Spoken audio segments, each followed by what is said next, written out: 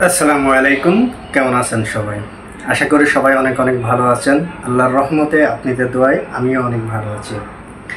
আজকে যারা জানতে চান যে ভাই সার্বিয়ার ভিসার প্রসেসিং সিস্টেমটা কেমন বা ভিসার রেশিওটা কেমন, বা ভাই কোন কোন কোম্পানিতে ওয়ার্ক পারমিট ইস্যু করলে বা কেমন কোম্পানিতে ওয়ার্ক পারমিট ইস্যু করলে আমাদের ভিসাটা 100% হওয়ার চান্স আছে, আজকে সে বিষয়টা নিয়ে আমি আলোচনা করব। আমার ভিডিওটা আপনারা মূলত পুরো ভিডিওটা দেখবেন।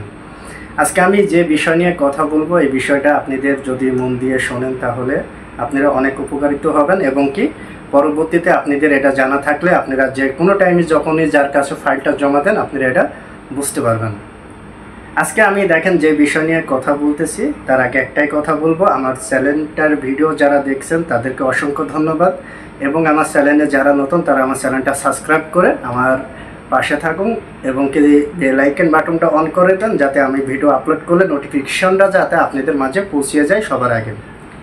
আজকে আমি সার্বিয়ার বিষয় নিয়ে বলতেছি যে দেখেন, সার্বিয়াতে যারা ভাবছেন যে নতুন ফাইল জমা দিবেন বা যারা ফাইল জমা দিয়েছেন তারা আমার কাছে প্রশ্ন করতেছেন যে ভাই আপনারা যে কাজ করেন ভাই আমাদের ওয়ার্ক পারমিট আছে, কেমন কোম্পানি থেকে ওয়ার্ক পারমিট ইস্যু করলে বা কিভাবে কোম্পানি ওয়ার্ক পারমিটটা ইস্যু করার পরে এনওসি লেটার দিয়ে অ্যাম্বাসিতে অ্যাপয়েন্টমেন্ট ডেট নেওয়ার পরে আমাদের অনেকের ভিসা হচ্ছে না বা অনেক আমাদের ভিসার অ্যাপ্রুভাল আছে এখন পর্যন্ত ভিসাটা হয় নাই। আমি তাদের জন্য আজকের সিম্পল ভিডিওটা দেখেন, যারা ওয়ার্ক পারমিটটা ইস্যু করছে বা যারা ওয়ার্ক পারমিটটা ইস্যু করে থাকে, দেখেন এখানে সবসময় মাথায় রাখতে হবে কোম্পানি যদি অরিজিনালভাবে ওয়ার্ক পারমিটটা ইস্যু করে থাকে সেক্ষেত্রে আপনি ভিসাটা হওয়ার চান্সটা 95%। কেন 95%? আমি 100 কেন বললাম না, এর একটা কারণ আছে, এর একটা উদাহরণ আছে। আমি যেমন বলি যে উদাহরণটা হচ্ছে যে একটা ভিআইপি বড় কোম্পানি এবং একটা ছোটোখাটো একটা কোম্পানি কিন্তু ওয়ার্ক পারমিট ইস্যু করতে পারে। সেই ক্ষেত্রে দেখা যাচ্ছে যখনই সার্বিয়াতে, কথাটা মনোযোগ দিয়ে শুনবেন, যখনই দেখা যাচ্ছে যে সার্বিয়াতে যখন একটা ছোটোখাটো মানে ছোটো কোম্পানি বলতে কি, যেমন একটা মনে করেন ছোটো একটা মার্কেট বা ছোটো একটা শপ, যেগুলো আমরা মুদিখানার দোকান বলি, এই কোয়ালিটি যেগুলো ছোটোখাটো যেগুলা লাইসেন্সধারী কোম্পানি আছে বা লাইসেন্সধারী যেগুলা সরকারি অনুমোদিতই হোক বা যে কোনো কায়দা যারা ওয়ার্ক পারমিটটা ইস্যু করে থাকে, এই ওয়ার্ক পারমিটে ভিসাটা দেওয়ার সময় এখানে একটা কাজ হয় যে যখন অ্যাম্বাসি ওইটা যাচাই করে, অ্যাম্বাসি কিন্তু যাচাই করে যে এই কোম্পানিটার ফ্যাসিলিটি কী, এই কোম্পানিটা যখন একটা ওয়ার্কার যখন সার্বিয়াতে নেবে সেই ওয়ার্কারটা কীভাবে এই ওয়ার্কারটা সে রাখবে বা তার স্যালারি, তার থাকা খাওয়ার ব্যবস্থা কি, সে কোম্পানি আদৌ কি ওয়ার্কার খাটায় বা ওয়ার্কার কি আগে কি বাইরের থেকে হায়ার করছে, এগুলো যাচাই করে। এবার আপনারা বলতে পারেন ভাই অ্যাম্বাসি এগুলো কিভাবে যাচাই করে? এখানে সিম্পল একটা পয়েন্ট আছে। দেখেন, আমরা যখন নিউ পাসপোর্ট করতে দিয়ে আমাদের থানা থেকে যেমন ভেরিফিকেশন যায়, এই সেম কোয়ালিটির যখন একটা কোম্পানি ওয়ার্ক পারমিট ইস্যু করে তখন অ্যাম্বাসির পক্ষ থেকে ওই নিকটতম যে পুলিশ ক্যাম্প আছে সেখান থেকে যাচাই করার জন্য যায় যে কোম্পানিটা আসলে যে ওয়ার্কারটা লাগবে কি ওয়ার্কারটা লাগবে না, বা যে কর্মীটা যাইতেছে কর্মীর থাকা খাওয়া বা কর্মী থাকার ব্যবস্থা আছে নাকি, এগুলাকে একটা অ্যাম্বাসি কিন্তু যাচাই করে।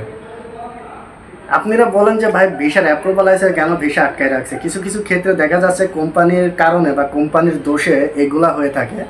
সেক্ষেত্রে আমি বলবো যে দেখেন, যখন ওইটা পুলিশ যখন যাচাই করে, মানে একটা ক্যাম্প থেকে যখন ওই কোম্পানির নিকটতম ক্যাম্প থেকে যখন যায়, তখনই দেখা যাচ্ছে যে এখানে ওরা যাচাই করার পরে ওরা যখনই ফিডব্যাকটা দেয় যে ভালো মন্দ একটা কথা, যেমন কোম্পানি হ্যাঁ ওয়ার্কার আছে এবং কি কোম্পানির ফ্যাসিলিটি ভালো, কোম্পানি ওয়ার্কারটা বাইরে থেকে হায়ার করতেছে আনলে এখানে তার স্যালারি, খাওয়া দাওয়া, থাকা সব রকম ব্যবস্থা কোম্পানির ক্ষমতা আছে বা করতে পারবে, সেক্ষেত্রে অ্যাম্বাসি করে কি ভিসাটা স্ট্যাম্পিং করে।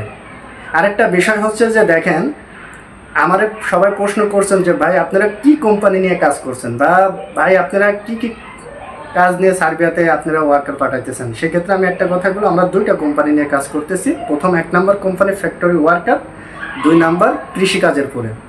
যারা যেতেছেন তারা আমাদের সাথে যোগাযোগ করতে পারেন। কোম্পানি দুইটাই ভালো, বা আমাদের এখানে সময় লাগবে 5 থেকে 6 মাস সময় দেওয়া লাগবে।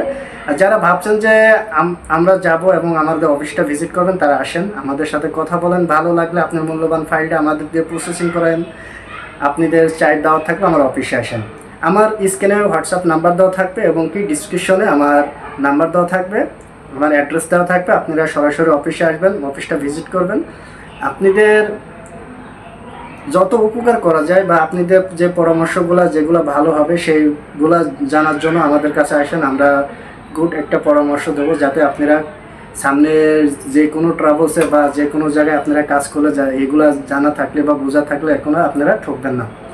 আর আরেকটা বিষয় কি দেখেন, যারা বলতেছেন যে অল্প টাইমের ভিতরে 2-1 মাসের ভিতর সার্বিয়ার ভিসা করে কি ফ্লাইট দেওয়া যায়, না ভাই এগুলো যায় না। যারা বলতেছে ভাই জানি না এটা, এই বিষয় নিয়ে আমার কাছে কেউ ফোন দিয়ে ডিস্টার্ব করবেন না।